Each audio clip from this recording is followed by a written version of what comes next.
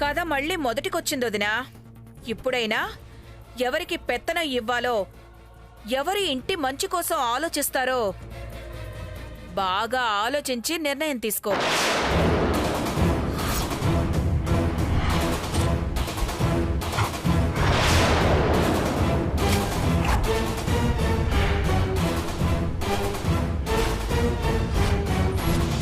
ఇంకా వేరే నిర్ణయం తీసుకోవడానికి ఏం లేదు అమ్మా. ఈ బాధ్యతలన్నీ నువ్వే చూసుకోవడం మంచిది.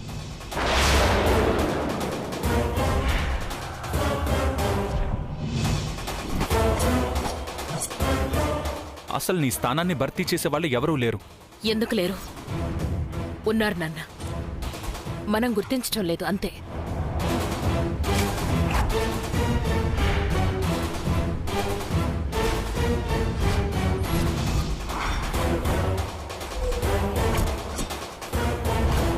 అమ్మా, మళ్ళీ శ్రావణి అంటావేమో. మా మేడంకి ఇవన్నీ ఇష్టం లేదని ముందే చెప్పాను కదమ్మా.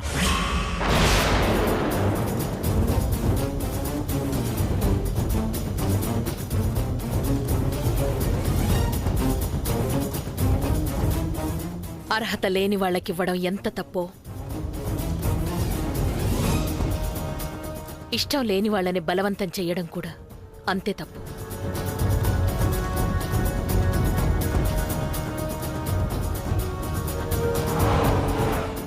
నా వారసత్వం నా కోడళ్లకివ్వాలని ఆలోచించానే గాని ఇంటి బాధ్యతలు బాగా చూసుకోవడంలో మన ప్రియం వదని మించిన వాళ్ళు ఎవరున్నారు చెప్పు?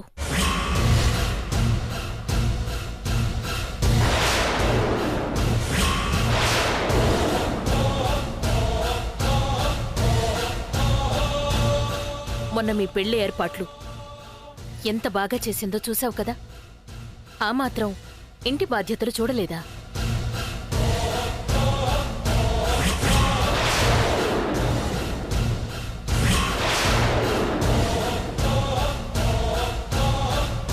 అవును వేదవతి, మొన్ననే ప్రియంవదకు అప్పగించాల్సింది. కానీ తనకి వీటి మీద ఆసక్తి లేదని, ఇబ్బంది పెట్టడం ఎందుకని నేనే వద్దన్నాను.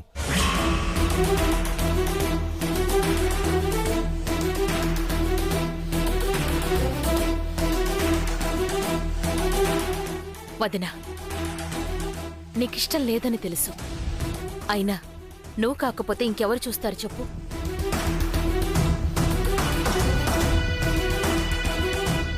మా మాట కాదనకు. ఇక నుంచి ఈ ఇంటి బాధ్యతల్ని నువ్వే చూసుకోవాలి.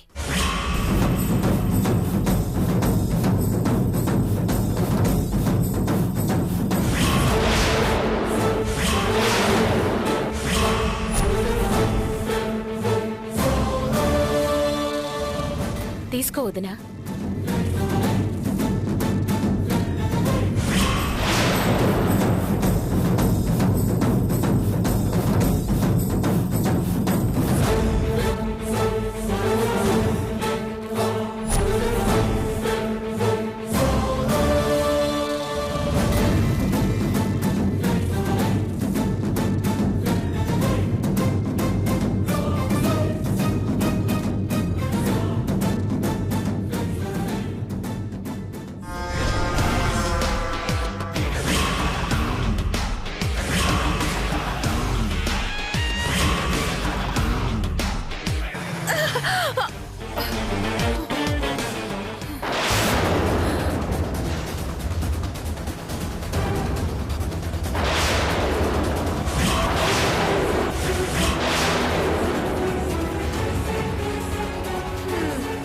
ఇదంతా కళ. నిజంగానే తాళాలు నా చేతికొచ్చాయి అనుకున్నానే. అయినా ఇప్పుడు లోపల జరగబోయేది అదే కదా.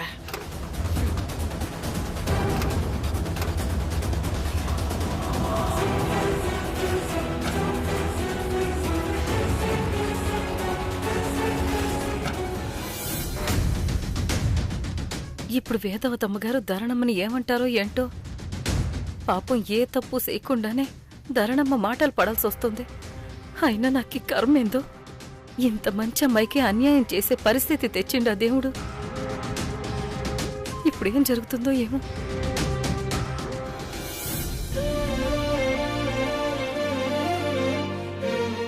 ఏంటి టైలర్, అప్పుడే ఇంకో చీర మార్చేశావు. అంతేలే, తాళాలు చేతికొచ్చాయి కదా, గంటకో చీర, నిమిషానికో చీర కూడా మారుస్తావు. ఇదిగో సారు, తాళాల గురించి అలా అనొద్దు అని చెప్పాను కదా. అయినా అంతా మీ వల్లే. నేనేదో వంటగదిలో నా పని నేను చేసుకుంటుంటే వచ్చి నీళ్లు పోశారు. మధ్యలో వంట ఆపి చీర మార్చుకోవడానికి రావాల్సి వచ్చింది. మరి నువ్వెందుకు నా మీద నీళ్లు పోసావు? నేను అందుకే పోసాను. అయినా పోసింది నీళ్ళే కదా, ఆరిపోదా ఏంటి? ఆ? గంటకోలా రెడీ అవడానికి మీ ఆడవాళ్ళకి ఏదో ఒక సాక్ కావాలి, అంతే. సరే, మీకు నచ్చినట్టే అనుకోండి.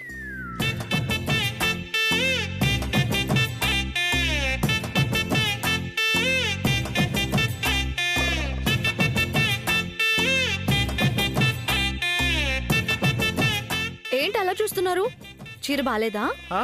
ఆ, నీ చీరని చూడట్లేదు, నిన్ను చూడట్లేదు. నేను కళ్ళు మూసుకొని ఉన్నాను. ఓ, కళ్ళు మూసుకున్నారా? అయినా మీరు కళ్ళు మూసుకునున్నారో తెరిచే ఉంచారో కళ్ళు చూడు పెట్టుకుంటే ఎలా తెలుస్తుంది సారు? దాన్ని తీసేయచ్చు కదా. ఎందుకు తీయాలి? ఎందుకు తీయాలి? నువ్వేమన్నా చెప్పింది చేస్తున్నావా? ఎందుకు లవ్ గేమ్ వద్దన్నావో ముందు అది చెప్పు. అబ్బా, మళ్ళీ మొదలు పెట్టారా?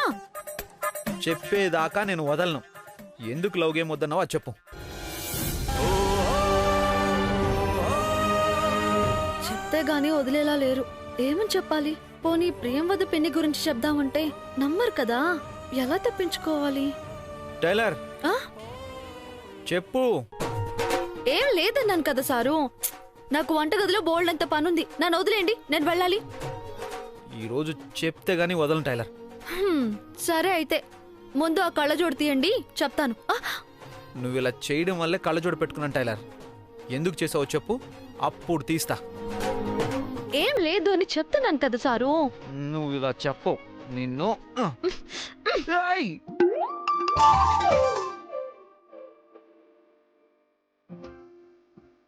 అబ్బా, ఆ మీకే కాదు సారు, మాకు కూడా పట్టుకోవడం వచ్చు. వదులు టైలర్. ఇప్పుడు నువ్వు వదిలి ఎందుకు కలెక్ట్ చేసావు చెప్పలేదో. నేను ఇత మాట చెప్తున్నానా? మాట్లాడరా? మీరు ఎంతసేపు మాట్లాడరు సారు? గంట, 2 గంటలా? లేకపోతే రోజంతా మాట్లాడరా?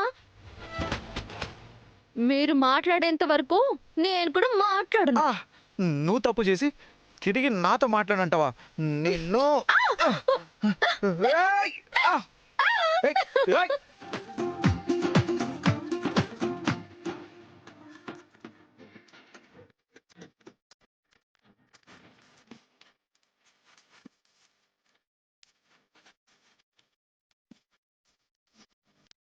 ఎందుకు చేసావంటే చెప్పకుండా మళ్ళీ నన్నే వెక్కిరిస్తావా?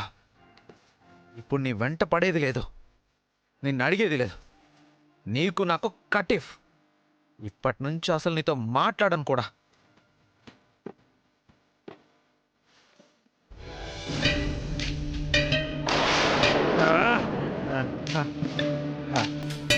బా, టాబ్లెట్స్, నా టాబ్లెట్స్ ఎక్కడున్నాయి? వాటిని కూడా దాచేసి ఉంటుందా టైలర్? Tablets, tablets.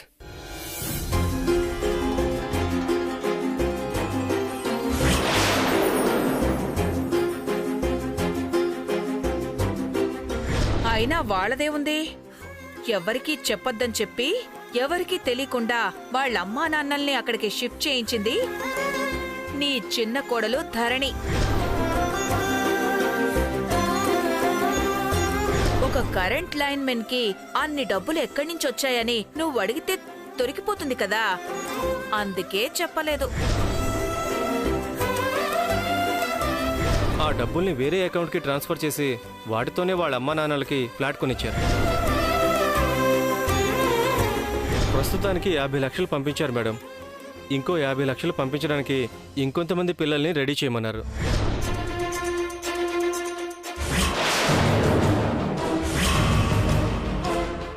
వచ్చిన వెంటనే ధరణిని పిలిచి దులిపేస్తుంది అనుకుంటే ఇలా దిగాలుగా కూర్చుండిపోయిందేంటి?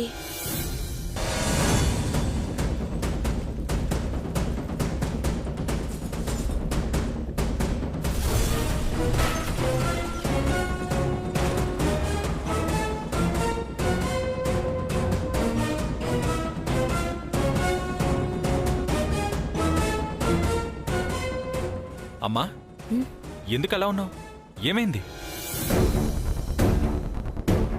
ఏం లేదు నాన్న.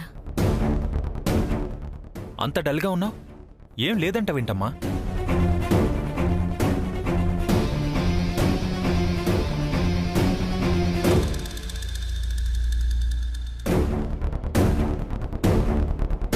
అసలు ఎక్కడి నుంచి వస్తున్నారు మీరంతా? హంసేమో ఏదో టెన్షన్లో ఉంది.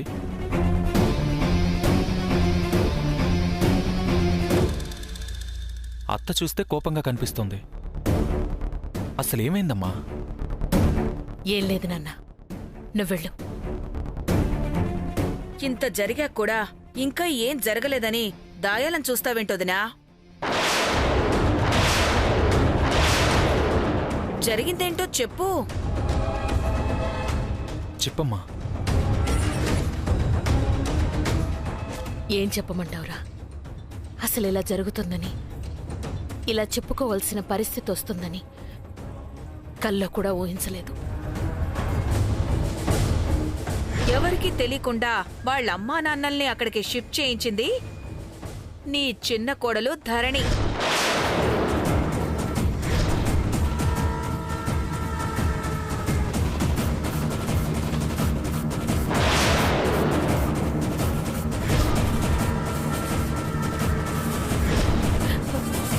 క్షమించండి అమ్మా, వేరే దారి లేక చెప్పింది చెప్పినట్టు చేసిన అంతే.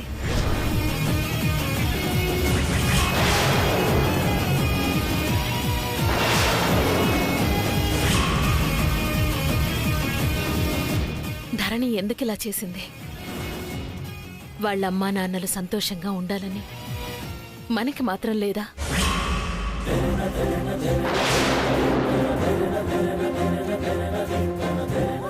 ఈరోజు నేను అందుకోసమే కదా వెళ్ళాను. కనీసం ఒక్క మాట మనతో చెప్పుండొచ్చు కదా.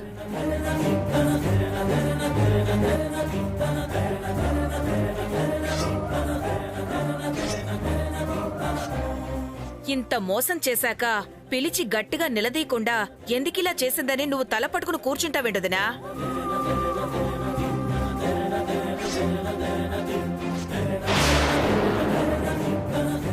అత్తయ్య, ఎందుకు ఊరికే ఆవేశపడతావు? ఎన్ని ఆధారాలు దొరికినా కొంతమంది మనుషుల్ని అనుమానించాలి అంటే 1కి 100 సార్లు ఆలోచించాలి.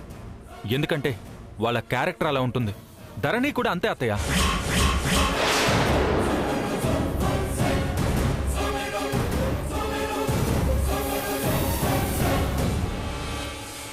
అమ్మా, నాకెందుకో ధరణి ఇలాంటి పని చేస్తుందంటే నమ్మబుద్ధి కావట్లేదు.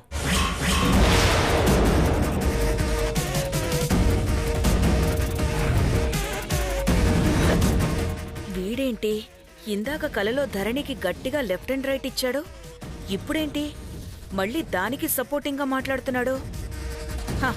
అయినా వీడెప్పుడు ఇంతేలే. నేనేం చెప్తానో దానికి వ్యతిరేకంగానే మాట్లాడతాడు. అయినా ధరణికి తాళం చెవులు ఇవ్వడానికి వీడే కదా కారణం. సపోర్ట్ చేయక ఇంకేం చేస్తాడు? నాకు నమ్మబుద్ధి కాలేదు నాన్న. అసలు ఈ ఆధారాల్ని కూడా నమ్ముండేదాన్ని కానేమో. కానీ స్వయంగా హంసే చెప్తోందిరా, జరిగిందంతా నిజం.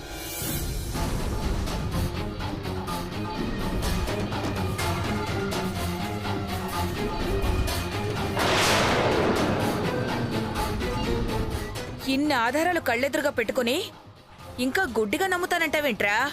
అసలు ఇది ఎంత పెద్ద మోసమో తెలుసా? అత్తయ్య, నువ్వు కాసేపు మాట్లాడకుండా ఉంటావా? అమ్మా, జరిగింది నిజమే. అయినా ఈ ఒక్క విషయాన్ని దృష్టిలో ఉంచుకుని ఒక నిర్ణయానికి రావడం మంచిది కాదమ్మా.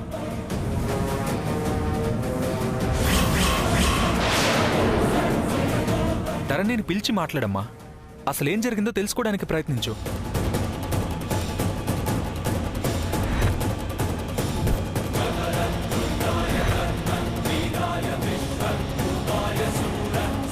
సరే, ధరణిని ఒకసారి పిలువు.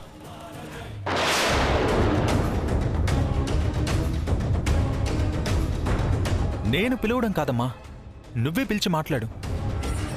ఈ విషయం అందరిలో మాట్లాడేది కాదమ్మా. హంస, నువ్వు లోపలికెళ్ళు. అత్తయ్య, అమ్మ పిలిచి మాట్లాడుతుంది. మీరంతా ఇక్కడ పంచాయతీలు పెట్టాల్సిన అవసరం లేదు, లోపలికెళ్ళండి. అమ్మా, నేను ఆఫీస్కి వెళ్ళి వస్తాను.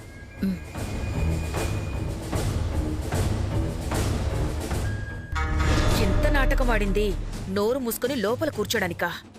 సరే, చూద్దాం ఏం జరుగుతుందో.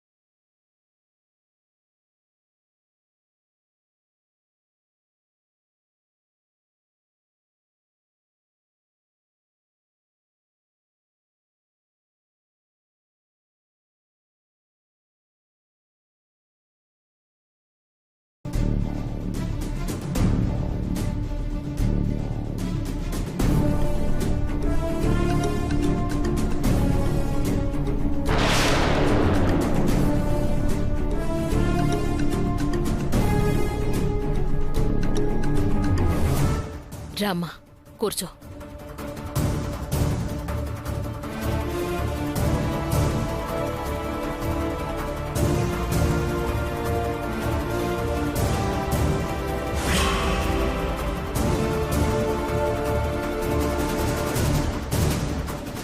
పిలిచారంట కదా? చూడమ్మా, ఇలా మాట్లాడుతున్నానని ఇంకో రకంగా అనుకోవద్దు.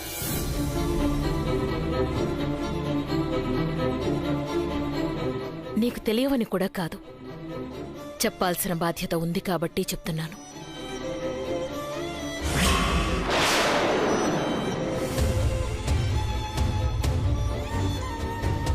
నీ చేతిలో తాళాలు పెట్టానే, అవి కేవలం తాళాలు కాదమ్మా. ఈ ఇల్లు నీ మీద పెట్టుకున్న నమ్మకం.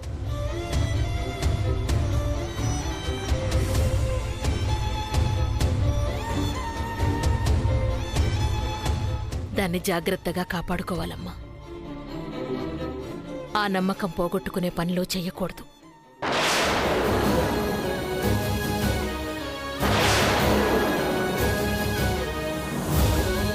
అసలు నీకేం కావాలన్నా, నీ పుట్టింటి వాళ్లకు ఏం చెయ్యాలనుకున్నా నీకు స్వేచ్ఛ, స్వాతంత్ర్యం ఉన్నాయి. చేసుకోవచ్చు.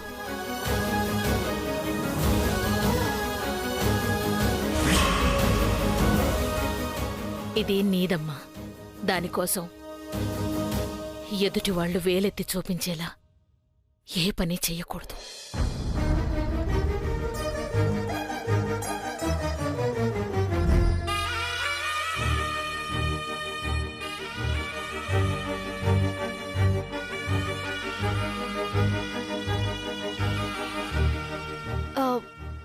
ఇప్పుడు ఏమైంది అత్తయ్య?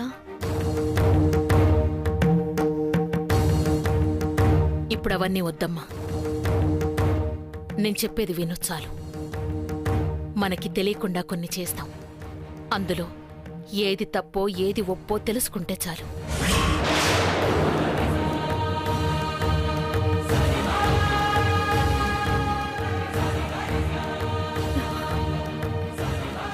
అత్తయ్య, మీరిలా మాట్లాడుతుంటే నాకు భయంగా ఉంది అత్తయ్య. నేనేమైనా తప్పు చేశానా? మీకు తప్పులా అనిపిస్తే అదేంటో చెప్పండి అత్తయ్య. ఎందుకు చేయాల్సి వచ్చిందో ఏంటో వివరణ నేనిస్తాను అత్తయ్య. వద్దమ్మా.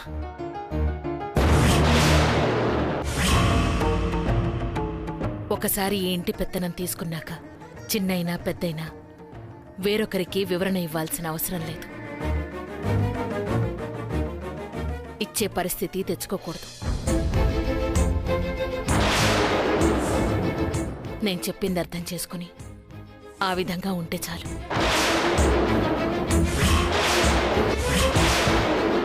నీ నుంచి నేను ఎక్స్పెక్ట్ చేసేది అదే.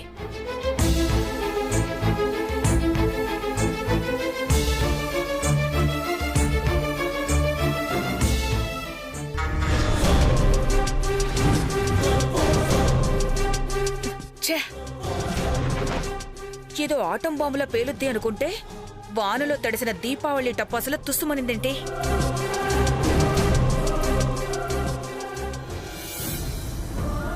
అసలేమైంది? అత్తయ్య ఎందుకు ఇలా మాట్లాడుతున్నారు? మాటలు చూస్తుంటే నేనేదో తప్పు చేస్తుంటే హెచ్చరిస్తున్నట్టే ఉంది. అసలు నేనేం తప్పు చేశాను?